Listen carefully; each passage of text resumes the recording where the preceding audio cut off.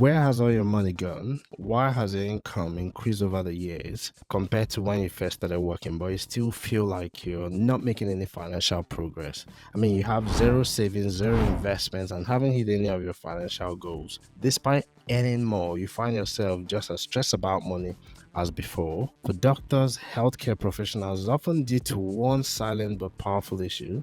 This is called lifestyle inflation or lifestyle creep, just because it creeps upon you when you're not looking. And it's very different from the inflation for which you blame the government. The good thing is you can actually do something about it, and it doesn't depend on who wins the next election. So the key is often to mind the gap. What do I mean by mind the gap? It's minding the gap between your increasing income and your escalating expenses. I'll explain that. If you stick around, I'll show you how to recognize it, manage it, and still enjoy the fruits of your labor without jeopardizing your financial future.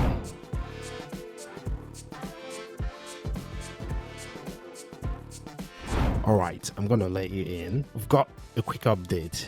We've got some seriously powerful financial insights coming your way regularly every week, and trust me, you don't want to miss out. But here's the kicker: only 25% of you watching this are certain to get this golden nuggets when we drop them on the podcast. Why? Because 75% of you have not subscribed yet. So if you're in the 25% club, thank you. You're the real MVP and we appreciate you. But to the 75% who are watching regularly but not subscribing, let's change that quickly. Or tell me in the comments, why haven't you subscribed? Come on, let's do it quickly. Hit the subscribe button to make sure you don't miss out on the content. That way you're doing yourself and even me a favor, because then it lets YouTube know that we're doing something right. All right, so join the club and never miss another episode filled with financial wisdom, tips, and fun. Hit the subscribe button. Let's make sure you're always in the know. All right, let's jump right back into the video. Thank you. Now, welcome back to MONEYWISE Doctor channel. I'm Dr. Andy Green, former salaried GP, founder of MONEYWISEDoctor.com, entrepreneur and investor, as well as a portfolio GP.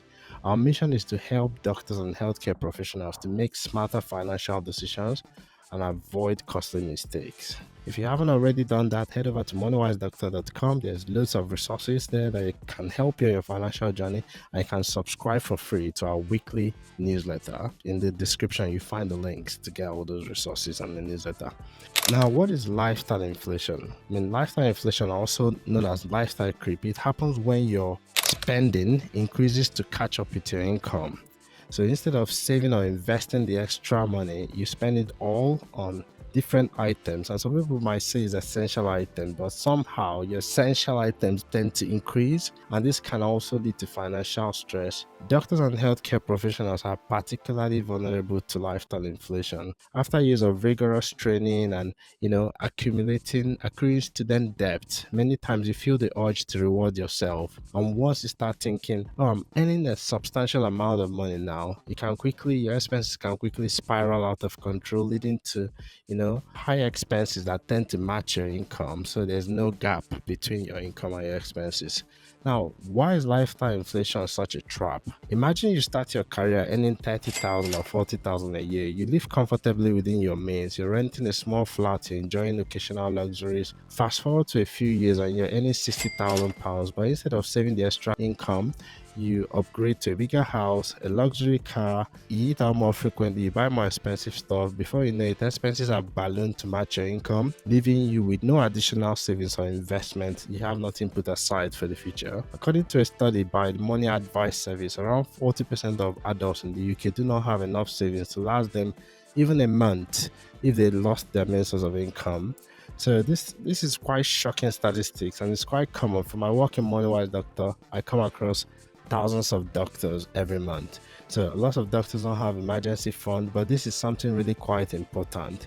So if you mind the gap, you can save some money and start putting away some for your savings and investment. Some areas you can look at is your housing. Sometimes you're living in a modest apartment or you're living in a nice house, but suddenly you realize, I've got more income, I'm a consultant now, I'm a GP, so I need a bigger place. It could even be with your car. I've got nothing against a nice car. I drive one, I love it. But sometimes you think about it, do I really need a new one? I've driven the same one for a few years now. Do I really need a new one? The same applies to travel and entertainment. This doesn't mean that you're not going to spend any extra money, obviously, but the idea is that your extra income don't allow your expenses to catch up with the extra income. So despite earning more, lifestyle inflation can make you feel just as financially stressed as you were before you started earning more. It happens because your spending increases in line with your income, leaving you no room for savings or investments or financial growth. Over time, this can hinder your ability to achieve your long-term financial goals, like maybe buying a home, saving for retirement, or even just building a nice, healthy emergency fund. Now, there are a few useful tips to manage lifestyle inflation. The first thing, obviously, is to recognize the signs. That's minding the gap. Once you recognize that, look, my expenses are going up, if you notice that you're spending more, in fact, the best way to do it is if you have any promotion, you've gone from being a GP, it's from being a consultant, a registrar, sorry, to being a GP or consultant, you can decide to keep all your expenses.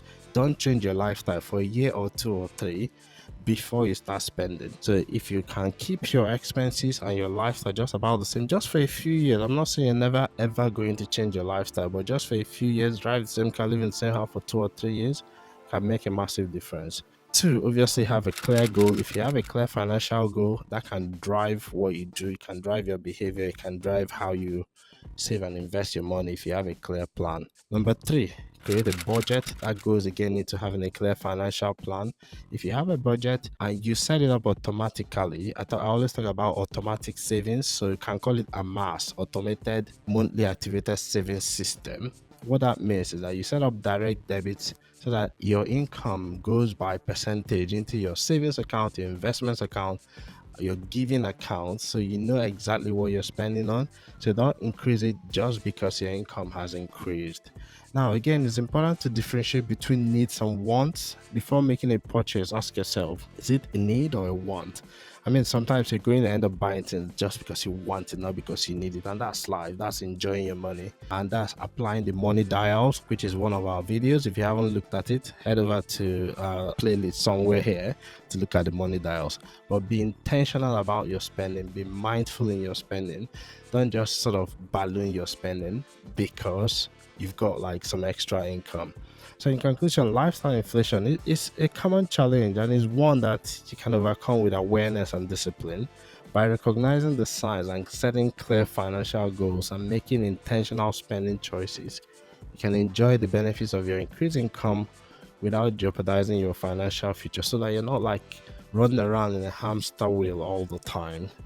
Thank you for watching this episode of MONEYWISE Doctor channel. If you found this video helpful, please give it a thumbs up and subscribe to our channel. And for more financial insights tailored for doctors and healthcare professionals, don't forget to visit the moneywisedoctor.com/subscribe to subscribe to the newsletter. So what's your opinion? What's your experience of lifestyle inflation? Has this affected you in any way? And have you managed to combat lifestyle inflation? Tell me in the comments what has been your experience. Let me know. All right then. Bye bye.